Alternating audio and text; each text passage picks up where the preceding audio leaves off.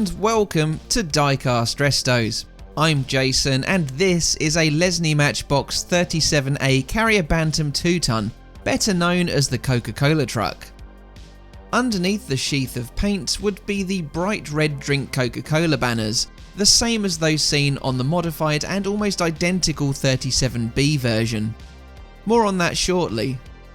The 37A had metal or grey plastic wheels and was painted in an orange yellow or yellow like this one. This is a Karrier Bantam which the model is based on. Introduced in 1957, the 37A had silver trim to its grille and headlights, and it had crimped axle ends. Earlier versions like mine had an uneven load of crates on the back. Due to difficulty in ejecting the casting from the die, the odd crates were removed, creating an even load on both sides.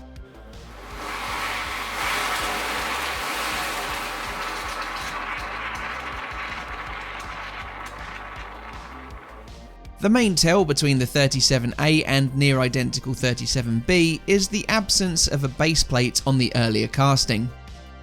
In 1960, the 37B arrived, which I have previously restored, long ago back in 2019. These castings had the black base attached using a slot at the rear and a split rivet at the front. The base plate also included the model's rear wheel arches. It had improved cast detailing over the 37A, including lockers to the headboard and a more intricate grille featuring Karrier badging.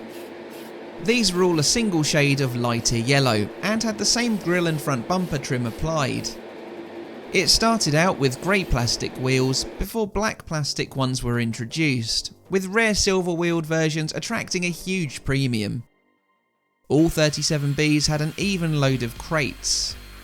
It was produced up until 1966, giving the Coca-Cola truck a production run of 9 years in total.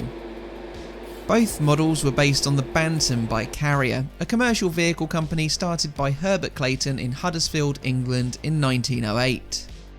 The Bantam was introduced in the 30s, designed to be a lightweight and versatile vehicle, ideal for urban deliveries and municipal services.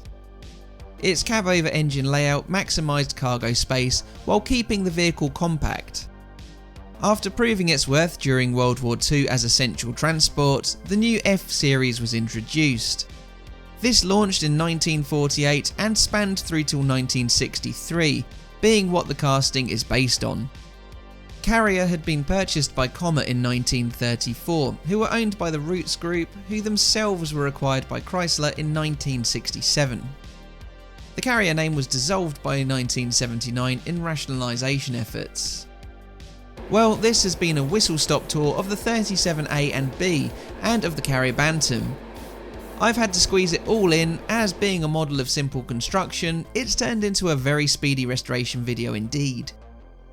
At the video outro, I'll put my newly restored 37A against my older 37B restoration effort. You can decide for yourself which casting you prefer. This was how my sloppily repainted Karrier Bantam 2-ton Coca-Cola truck once looked. A keen hobbyist had recoloured the once yellow with red decals 37A, a combination of green and what looks like a duck egg shade. It's not a good look. So in this quick video, I've restored it back to its original factory appearance, complete with some lovely looking Coca-Cola decals. So let's see how it has been transformed. How much nicer is it now with the Coca-Cola branding, front end trim and fresh yellow paint gleaming? In some ways I prefer this over the slightly more detailed 37B. The quirky, uneven load really appeals to me. Let me know in the comments which one you prefer. If you need a visual comparison, both are on the turntable together in the video outro, so stick around. Also, let me know if you prefer a zippy 5-minute video over a near 20-minute epic.